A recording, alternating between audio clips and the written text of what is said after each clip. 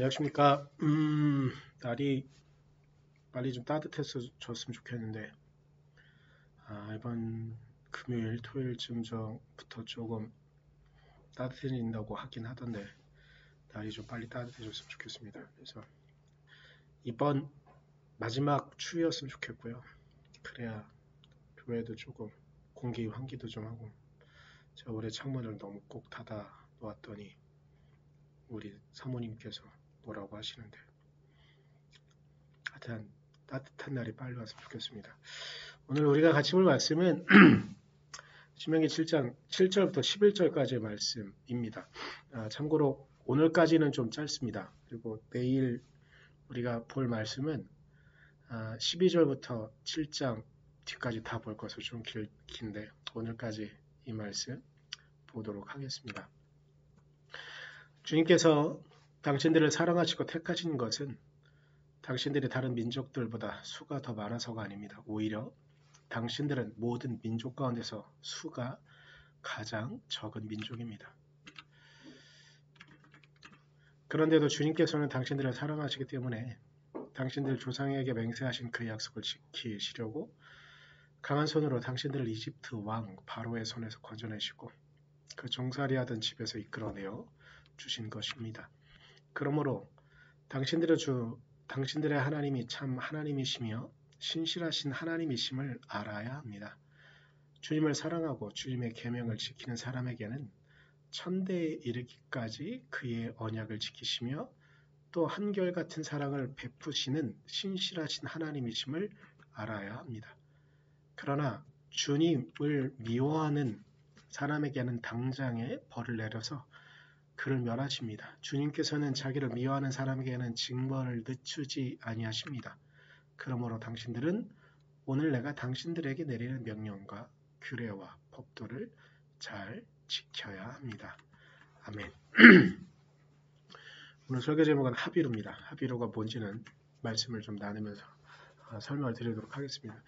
오늘 본문의 이야기는요. 우리가 어제 본 말씀에 이어지는 부분 수미상관으로 너희들이 가나안 땅에 들어가게 되면 절대로 우상을 섬기는 것을 너네가 경계해야 되는 이유, 그리고 너네는 어떤 이유로 그것을 해야 되는가에 대한 설명을 오늘 본문에서 하고 있는 것이라고 볼 수가 있겠죠. 특별히 7절엔 하나님께서 너희를 택하신 이유는 너희들이 수가 많아서가 아님을 밝히고 있어요.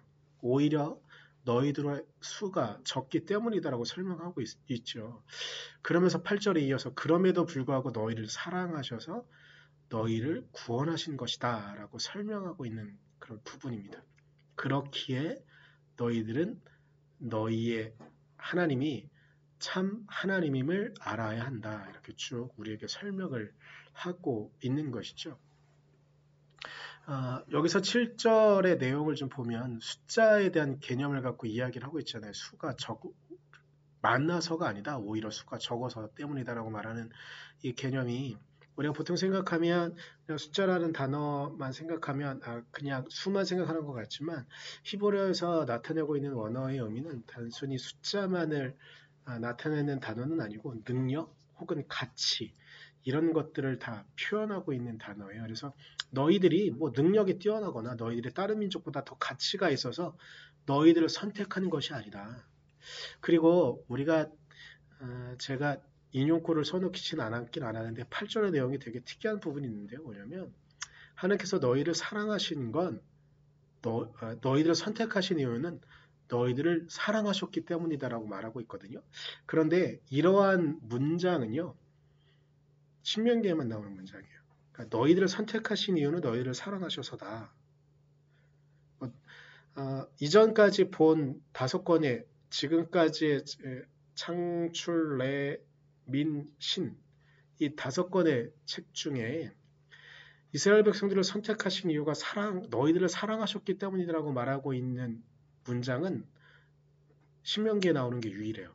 그 전까지의 4권의 책은 이런 이야기가 전혀 없어요. 그냥 왜 선택했는지도 잘 모르고 그냥 아브라함이 뭐 이렇게 역사적인 흐름에서 이렇게 되어졌다 이렇게 생각만 하고 있던 그런 흐름이었다면 하나님께서는 이스라엘 백성들을 사랑하셨기 때문에 이스라엘 백성들을 선택하신 것이다 라고 이렇게 설명하고 있는 부분. 이 정도가 가장 특이하다고 볼 수가 있을 것 같습니다. 그런데 이제 우리가 실전에서 보면 너희들의 수가 많아서가 아니고 오히려 너희들은 딴 민족들과 비교하면 수가 적다라고 이렇게 표현되어져 있는 단어가 있잖아요. 우리는 보통 지금 이스라엘에 사는 사람들을 이스라엘 사람들, 뭐 이스라엘인이라고 부르기도 하지만 그것보다 더 많이 쓰는 단어는 유대인일 겁니다. 이게 한자로 음가로 표기된 건 유태인이라 우리는 유태인 대학살 이렇게 표현하지만 최근 우리 한국도 가급적이면 한자로 음가된 표현들은 잘 안 쓰고 원래 원어들을 좀 많이 쓰려고 하잖아요. 그래서 유다거든요. 유다. 그래서 유대인이라고 말하는 게 원래는 엄밀하게 맞는 뜻일 거예요. 그리고 이 사람들의 민족적인 정체성이 아브라함의 후손들 가운데 12명의 지파로 나눠지는 가운데 남유다와 북이스라엘 국가가 세워지면서 이렇게 그런데 남쪽에 살았던 인종들을 가리키던 이름이 유대인이었었어요. 그러니까 북이스라엘에 살던 사람들은 유대인이라는 호칭보다는 이스라엘 백성들 혹은 사마리아인 이렇게 불려졌었습니다. 그래서 우리가 지금 호칭하고 있는 유대인이라는 호칭은 다윗의 가문으로부터 흘러나온 그러한 혈통적으로는 그 정도로 생각을 하고 있습니다. 물론 좀 더 복잡한 이야기들이 있는데 그것까지 다 하려면 그 과한 정보이니까.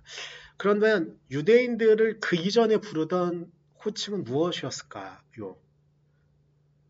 그 이름은 저도 설교 때 자주 하는 말이긴 하지만 히브리인이라는 단어예요.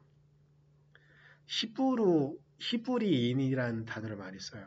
근데 이 히브리인이라는 단어는 히브리라는 단어 자체가 강을 건너온 사람들이라는 뜻을 갖고 있어요. 그래서 어찌 보면 요단강을 건너서 가나안 땅을 정복하는 과정 가운데 붙여진 이름이 히브리인이라고 볼 수가 있을 겁니다. 그런데 단순히 이 단어는 그들에게만 쓰여진 단어는 아니었고요. 실제로 아브라함도 자신을 히브리인이라고 말하는 장면이 창세기 14장 13절에 나옵니다. 거기에서 도망쳐 나온 사람 하나가 히브리 사람 아브라함에게 와서 이 사실을 알렸다라고 이렇게 표현되어져 있잖아요. 이 뒷부분 중요하지 않으니까 그냥 넘어가고. 그러니까 이거예요. 히브리 사람 아브라함이라고 불렸다는 거예요. 이미 그러니까 가나안에 우리가 보통 히브르라는 단어가 그러니까 히브리라는 단어 자체가 강을 건너온 백성들 뭐 이렇게 한다면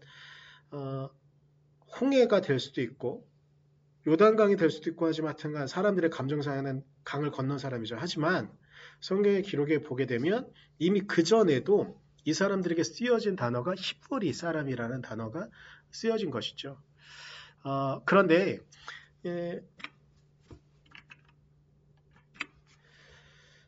아브라함이요.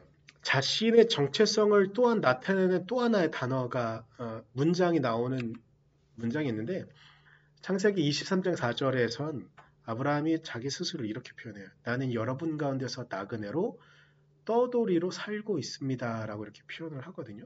여기에서 쓰여진 이 나그네와 떠돌이라는 단어가 물론 어원적으로는 다르게 볼 수가 있는데 이 사람들이 떠돌이라는 단어를 보면서 떠올릴 수 있는 사람들이 있었어요.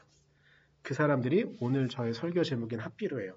하비루 혹은 핫비루라고 표현되어진 고대 문서에는 그렇게 많이 하비루라는 단어가 종종 등장해요.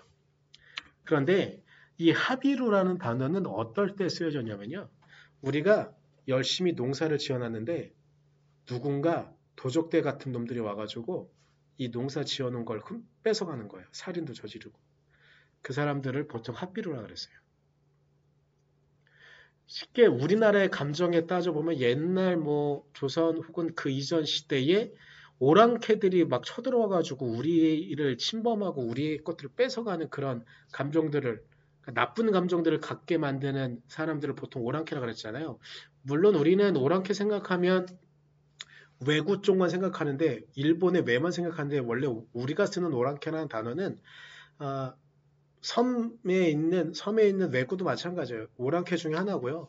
북쪽의 여진족 말갈족들이 가끔 우리를 침범해오면 그들도 다 오랑캐예요. 그러니까 이 하비루라는 단어 자체가 그런 의미를 갖고 있는 거죠. 그런데 아브라함이 자신의 정체성을 나타냈을 때 나그네로 떠돌이로라고 표현되어지는 이 느낌은요. 그 당시 사람들에게는 하비루랑 거의 같은 거예요. 그런데 한 번 더 자신을 아브라함을 표현하는 단어 중에 히브리 사람 아브라함에게 이 의미는 이미 고대의 중동에 살았던 사람들에겐 우리가 지금 생각하는 유대인들 혹은 히브리인들은 하비로랑 거의 비슷한 느낌을 줄 수밖에 없는 그런 사람들이었던 것이죠. 이 하비로라는 단어는 여러 가지 의미가 있는데 그 중에 하나 또 먼지라는 의미도 가져요. 그래서 이후에 남유다와 북이스라엘이 멸망한 이후에 이스라엘 백성들이 각지에 흩어지게 돼요. 그리고 그들을 지금 우리가 이르는 말은 디아스포라라고 표현하죠. 근데 이것도 먼지라는 어감을 같이 포용하고 있어요. 그 단어의 디아스포라는 단어가. 이게 그렇게 각기에 다 흩어졌다는 거예요. 티도 안 나게. 먼지가 쌓였을 때나 이렇게 좀 흩어봐야지 손에 묻혀지는 정도밖에 안 되잖아요. 그런 정도로 별로 그렇게 중요하지 않았던 사람들이었다는 거죠. 즉, 그들은 히브리인이라는 이 단어 자체, 히브리인, 이스라엘 백성들, 이렇게 호칭되어지는 이 사람들의 정체성의 시작은 바로 어느 누구도 그렇게 신경 쓰지 않는 핫비로, 먼지와 같은 히브리인들, 나중에 디아스포라로 되어지고 지금이야 유대인들의 가치가 워낙에 좀 상승되어져 가지고 각지마다 히브리인들이 있으면 그들은 좀 부자들이 살고 돈이 있는 뒷배경이 있는 사람들이 있는 것처럼 뭔가를 가질 수 있을지 모르겠지만 일단 그들의 시작 자체는 그렇게 흩어져서 아무것도 못하고 심지어 사람들의 감정에는 나그네로 근데 이 나그네의 감정이 저놈들은 언제 또 이렇게 우리를 작당해가지고 우리의 것을 뺏어갈지도 몰라 이런 느낌을 갖는 그런 사람들이었던 것이죠. 그런데 하나님께서 그들을 선택하셨다는 거예요. 제가 원고에 이렇게 써놨는데 이렇게 별 볼 일 없던 오랑캐를 들어 세상에 자신의 뜻을 밝히신 놀라운 은혜의 도구 그들이 유대인들이었던 것이죠. 그런데 그 이유를 오늘 본문에서는 또 이렇게 말하는 거예요. 그들을 사랑하셨기 때문에. 그러니까 유대인들에게도 말하는 이야기지만 우리에게도 우리 기독교인들에게도 또 중요한 의미를 갖는 의미는 어찌 보면 이 대한민국 땅 안에서의 기독교인들의 시작은 정말 가난하고 힘없고 어느 누구도 보호해주지 않는 사람들만 처음에 기독교인들이 되었습니다. 처음에 조선시대 정조 때 우리나라가 카톨릭이 들어왔을 때 그때에도 물론 양반들이 받아들이긴 했지만 몰락한 양반들이 이 기독교를 받아들인 거예요. 그리고 선교사들이 이 땅에 왔어요. 구한말 개화기 때 선교사들이 왔어요. 양반들이 그 얼굴도 이상한 도깨비라고 표현을 했었는데 많은 문서에서 그렇게 표현돼 도깨비들이 말하는 야수가 예수가 어떤 의미가 있었겠어요. 그런데 그 당시에 정말 가난한 사람들이 예수님을 만나는 거예요. 히브리인들을 하나님께서 사랑하셔서 만난 것처럼 이 땅의 기독교인들도 그렇게 만나서 그렇게 시작되어진 것이죠. 기독교인들은 역사를 좀 왜곡해서 보는 경우가 있는데 실제로 우리나라에 기독교가 와서 거의 반세기 이상 전 국민의 3%도 안 되는 인구가 기독교인이었습니다. 지금이야 뭐 25%, 뭐 20% 오고 가는데 참 많죠. 그런데 초기 50년 동안 기독교의 교세는 절대 커지지도 못했었어요.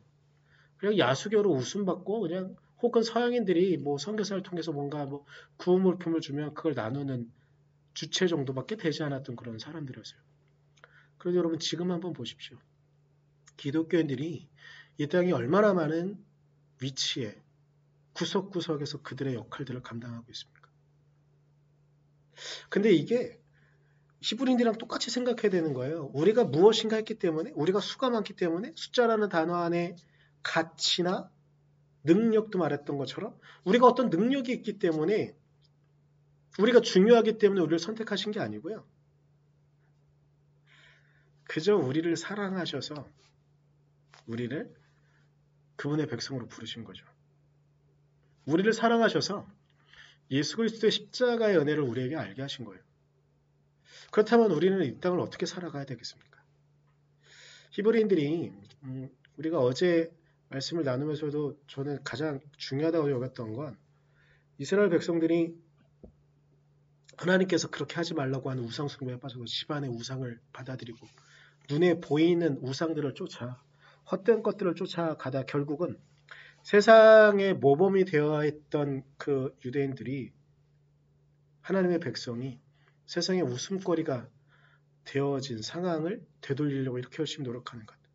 그런데 우리도 지금 어찌 보면 지금 기독교인들은요. 대한민국 사회의 중요한 역할들을 정말 많이 합니다. 그런데 이때 우리의 마음을 돌이켜서 우리 안에 있는 우리 집안에 들여놓은 우상, 우리 마음 안에 들여놓은 우상을 쫓아내지 않으면 우리 안에 온전히 하나님만 쫓아가지 않으면 그 당시에 아마 핫비루라는 단어는 고대 중동의 사람들에게는 웃음거리의 단어였을 겁니다. 그런데 지금 기독교인이라는 이름이 정말 많은 매체에서 웃음거리로 표현되지 않습니까? 이때 우리가 마음을 오히려 돌이켜야 되는 것은 아닐까. 우리가 무언가 능력이 있기 때문에 우리가 똑똑하기 때문에 우리가 수가 많기 때문에 하나님께서 우리를 당신의 도구로 사용하시는 것이 아니라는 걸 우리가 깨달아야 되는 시기가 된 것은 아닐까. 그래서 우리를 사랑하시는 그 하나님의 은혜에 매달려서 더욱더 그분의 뜻을 쫓아가야 되는 시기는 아닐까. 이 하비로 혹은 핫비로 후대의 히브리가 되고 히브리인의 대명사가 되어지고 나중에 유대인이 되어져서 우리에게 유대인의 정체성을 알게 하신 그 하나님, 우리가 그 하나님의 은혜로 이 땅을 살아간다는 게 어떤 것인지 분명히 알며 그 말씀을 따라가는 우리가 되어지기를, 우리가 고개를 쳐들 입장이 아니고 오히려 하나님의 은혜를 갈구해야 되는 위치에 있음을 우리가 알며 이 땅을 살아갈 수 있기를 간절히 소망해 봅니다. 기도하겠습니다. 주님, 주님의 은혜, 주님의 말씀 가운데 살아갈 수 있기를 간절히 소망합니다. 먼지와 같았던 히브리인들을, 그리고 주변에 있는 사람들은 핫비루라고 우스갯소리로, 그리고 부족한 민족처럼 우리가 오랑캐 갚는 그런 감정처럼 있었던 히브리인들을 당신의 사랑을 드러내는 강력한 도구로 사용하신 하나님, 그 하나님께서 우리 기독교인들을 지금 이 땅에서 정말 많은 중요한 위치에 있게 하셨는데 우리의 마음은 어떻게 정죄되었고 어떻게 당신을 따라가는 모범적인 모습을 나타내고 있는지 하나님 돌아보게 하십시오. 이 세상이 우리를 비웃고 있는 이유가 우리가 당신을 따르지 않기 때문임을 하나님 알게 하시고, 우리가 당신의 사랑으로 사랑하지 않기 때문임을 알게 하시고, 예수 그리스도께서 이 땅에 오셔서 살아내신 삶의 모습을 쫓아가지 않고 있기 때문임을 알게 하셔서 우리가 마음을 돌이켜 온전히 하나님을 사랑하게 하시고 당신의 말씀을 따라가게 하시고 예수 그리스도의 그 십자가의 길을 쫓아갈 수 있는 결단을 할 수 있도록 하나님 우리를 지키시고 이끌어 주시옵소서. 사랑합니다. 예수님 이름으로 기도드렸습니다. 아멘.